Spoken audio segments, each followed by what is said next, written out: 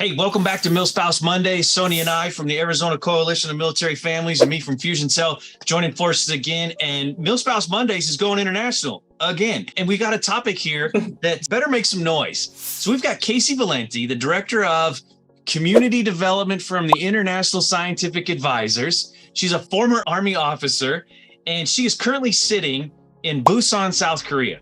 And we've started talking about some things offline a few months ago, and we've been waiting to get her on here because I think her perspective is unique. What is that perspective? Here we go, come from an Army officer and then transitions into a military spouse, somewhat unplanned, right, Casey? And here she is seeing this complete other side of the coin. Now she's viewing this not from an officer's perspective serving, but she's viewing it from a military spouse's perspective internationally. So Sonia, Casey, welcome. Casey, tell us a little bit about your MilSpouse story. Yeah, sure. So I got out of the military in 2016 and became a military spouse. And as soon as I did, I realized there was a problem. When I was in the military, I had always heard military spouses are underemployed, unemployed. I had heard all of the struggles, but it wasn't a story that was personal to me when I was in the military. And as soon as I got out, it was such a rude awakening. I had the hardest time with employment. I was taking on volunteer positions. I was doing everything I could to transition. And it was a tough transition. And it became even tougher when we moved to South Korea.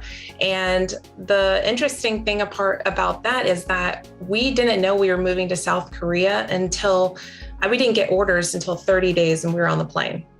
Wow. So there was word of it, but we weren't sure if it was going to be a command sponsorship, meaning we didn't know if the family was going to be able to come because of where we are. And we are in Busan, which is pretty far from an Army base. So we weren't sure if the family was going to be able to come or not. So I had always networked on LinkedIn. Luckily, I had a network on LinkedIn. I was already volunteering. I was already doing a lot of these things that everyone tells military spouses to do. Luckily, I was doing that. And in some cases, it did help for this move. But in some cases, it really didn't, because there is a big problem. So once I moved over here, I'm now on a completely different time zone than US companies. That's a huge hurdle.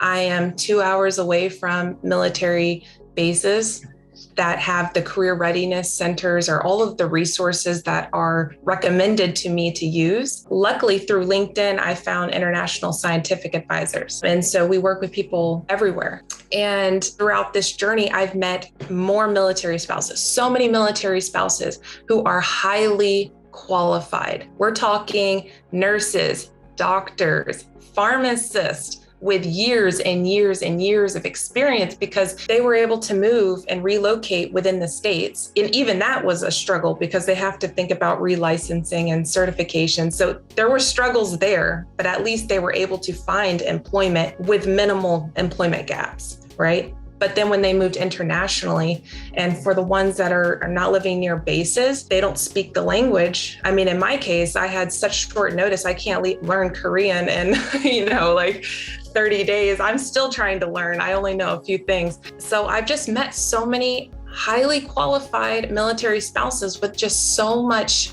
ambition, willingness to work, willingness to make up for the time difference. It's 5 a.m. right now for me. And most other military spouses are willing and able to wake up and meet US core business hours. And so we're over here, we're here. And I just want to do something to bring more awareness to the problem, find more solutions. And that's really where I'm at right now in my story. Wow, Casey, thank you so much. Thank you for sharing that story with us. And, I can only imagine how difficult it must be to be, an international military spouse, but being so separated from the base, even harder, right? Not to mention childcare as well. You don't have the base there, right? So you only have childcare choices, very limited choices career-wise, and that's in general, right? So the military spouse community has very limited choices already to have a meaningful career. So you're either underemployed or you have the option of starting a business. But what if that's not a choice? That's not something you're wanting to do, right? So a lot of them are starting a business, even though they're not wanting to go that route, but they don't have another choice, or they're underemployed because licensure, right? That plays a huge part for those careers that require that certification or that license. But then being internationally, so difficult. And, to be able to offer those opportunities for our military spouses internationally, I think it's key for the success, right? Not only for the military spouse, but also for the service members' mental health. Because, financially, that plays a huge part, especially right now that economy requires dual income at this point. Things are expensive. So having that dual income is very important also for our military community. So thank you so much for sharing that. Now, what advice would you give those military spouses that are so disconnected, right? That are disconnected, that need assistance, that need help? Yeah, so if you're located near a base, which I would say most international spouses are, I think I am a very small statistic that is living the way I am. So I think most international military spouses are close to a base.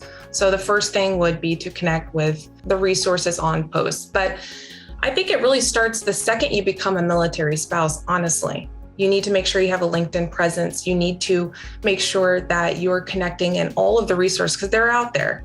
And you need to, I think this is the biggest one, and I don't hear many people talk about it, but developing asynchronous skill sets. And that is what really, I think, has been the game changer for me. I did a completely big career pivot. I was a logistics officer. I became marketing and communications because I can develop a website, I can write email copy, I can do all of these things on my own time with very little team collaboration, just kind of asynchronously, independent on my own. I can relocate. It's very portable. So finding out what you're interested in and how you can turn that into a portable career and developing those skills, getting those certificates. I volunteered at several veteran service organizations. I built experience on those asynchronous skills. So luckily for me, by the time I moved, there were opportunities for me. This is not the case for most military spouses, especially the ones that I'm working with now, because like I said, they're highly qualified. They've never experienced. Being employed has never been a problem. They're highly sought after, highly qualified. So it's not something they've ever even felt they needed to prepare for. So just recognizing if you're a military spouse, you need to prepare for it. You need to develop asynchronous skills. And that would be my biggest advice. Volunteer, develop skills. If you're currently employed before you move and then you move, I would say encourage your team to build like project management tools. Like we use Asana at my workplace. So everyone I work with works in the United States. And we built Asana up in such a way and Slack. So communication tools and built up project management tools.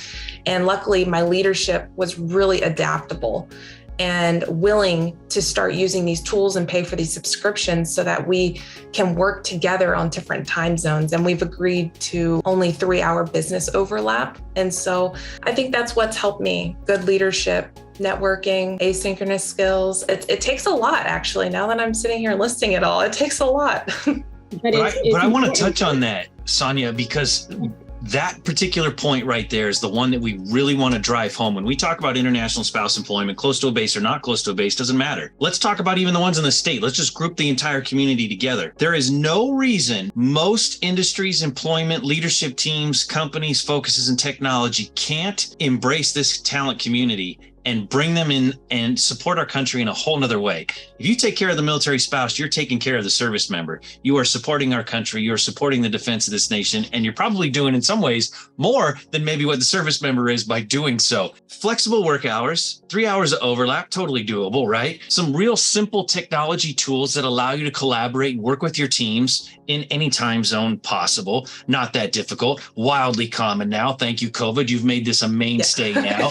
We are stripping excuses from corporate America to not embrace this talent pool all over the world and bring them in and give them careers and capability and some meaningful employment that lets them stand on their own 2 feet and be proud of what it is that they're contributing to their own families. And I want to talk directly to a very large recruiting community that I'm a part of, one that seems to grow every single day. When we are presenting candidates or we're receiving job requisitions, we should all empower ourselves to be brave enough to ask the question, What is your stance on bringing military spouses in? Or rephrase the question, how about military spouses? How excited would you be to have access to that talent pool? And likely we're going to receive comments like they don't know about the talent pool, what's a military spouse, whatever it is. Be prepared to answer those questions, serve that community in that capacity. 9 chances out of 10, you're going to get a no, but those few yeses that we get change somebody's life. So my recruiting community, my corporate America community, everybody that's out there as a hiring manager or in the position to influence one, take a look at what we could possibly do to bring our military spouse and our veteran spouse community into the employment process favorably, excited, seek them out and provide some real mild and very easy adjustments to how you do business in order to bring that talent pool in. You're missing out. And so my recruiting partners, if you receive a requisite, ask them, what about military spouses? Would you take international military spouses? Oh, you're not aware of them. Let's take 2 minutes and let me make you aware of them. And this is the kind of noise that Sonia and I were hoping to make, over this past year that we're doing this. So I'm getting on my soapbox a little bit, but I think there's a way to take little meetings like this, make more noise, force multiply, call on our network to be aware of this at the very least, and just bring it up. And if we all did this, here's a couple hundred to a couple thousand more times in corporate America, we bring up the military spouse community. I'm done.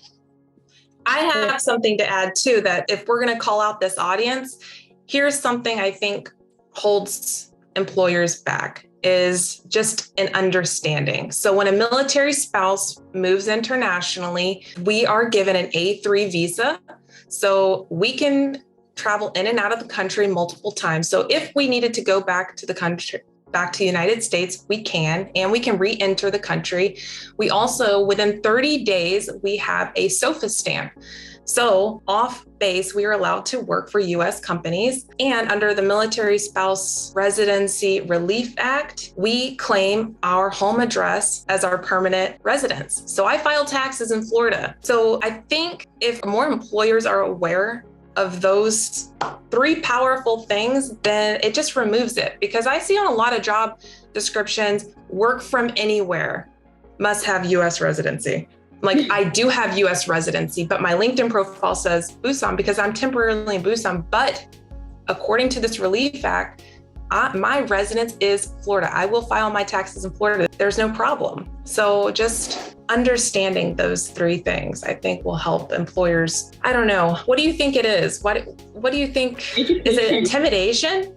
Or? No, it's education, honestly. And it's in every single matter that has to do with the military community as well, right? Because I come across that on a daily basis with Skillbridge, for example, which is, an internship for military transitioning service members. So those companies, they don't know what they don't know, right? And education is key in order to really offer those kinds of opportunities. And that comes with the military spouse community as well, especially for those that are traveling overseas. I am, for example, hired by an Arizona organization, right? An Arizona-based organization, and I work remotely, but my home base is also in Florida. So that's where I file taxes, and that's where we've been filing taxes for the past few years. So you touched a great point, and it's education. Well, it's the time value of money, right? Mm-hmm. It's not that people don't have a lack of desire to help. That's not the issue. It's about when you start putting the investment of time, which costs money in one way, shape, or another, these people need to educate themselves. They need to be willing to educate themselves, which means they need to be willing to set aside the time to learn about this entire community. And then the question has to be asked, do they have to learn about this community in order to solve the problem that they're trying to solve now? Probably not. They can probably satisfy this employment need in the same old process that they can. That's why it's so important to make enough noise, to trigger enough hearts, to make sure that people are aware, to remove those barriers. Those 3 things that you mentioned are tremendous. They're huge. Most of corporate America probably isn't aware that they can hire somebody in Busan, Korea to manage one of their programs and not have any of the issues that they may be creating self-barriers for because they just don't know. So I think it's the time value of money. I think it's the investment of that particular time. And then it's just quite simply just ignorance, not being an idiot, but they're just ignorant to this talent pool and how to take advantage of it. So the way that you address that, Casey, is perfect. Yeah, and I hope we can get this message out. I want to keep meeting and keep sharing this and just breaking down those walls. I mean, everyone I've worked with, I've held multiple contracts since I've been out here, and everyone has said that my time zone has been a plus. They felt like we have a 24-hour operation going on. It's like they log off, they're slapping my hands and saying, hey, let's get this done by the morning. I get it done. They wake up, it's done. It's a 24-hour operation. So the time zone difference has been a benefit for all 3 contracts that I've held since I've been out here. What a brilliant positive spin on that exact non-issue. Yeah. I love it. Well, when it comes to these videos, like we have to condense them down enough in order to have them digestible, right? So it's probably a good time to kind of wrap this up. Sony, what I think is unique here is I think when I get time to chew on all of this, I think we're going to grab like little 30-second blurps that's just Casey. It has nothing to do with us. And then we're going to recycle those. So on a Friday, who cares what day it is, we throw this out. There's just these little messages, especially like those 3 points. Like, hey, as a reminder, corporate America, check this out. That sort of thing. And then, of course, we'll do the condensed version of, the 3 to 5 minutes thing for LinkedIn. And then we'll have the full version out on YouTube that captures all of this. But Sony, why don't you wrap this up for us? And you kind of got me fired up, Casey. I like it. Oh, good. All right. The passion, right? The passion. Well, thank you, Casey. Thank you, Monty, for taking the time to meet with us today, for taking the time today to support our military community, right? Which is huge, especially our international military spouse community, which is really key to help. But that's why we're here for. We're here to make some noise, to support, to make people aware that we have highly valuable individuals out there looking for those kinds of opportunities and to be able to work with you. So networking is key, sharing this information is key, and making big noise is key. Thank you, Casey. I'll let you go ahead and close this down as well. Yeah, thank you for having me. I'm so excited to be here and speak on this huge issue. And I just hope everybody knows that there are so many highly qualified military spouses who are ambitious and will add so much value to companies in the United States and are qualified, eligible, authorized, approved to work in the United States. Well said. Let's close with that.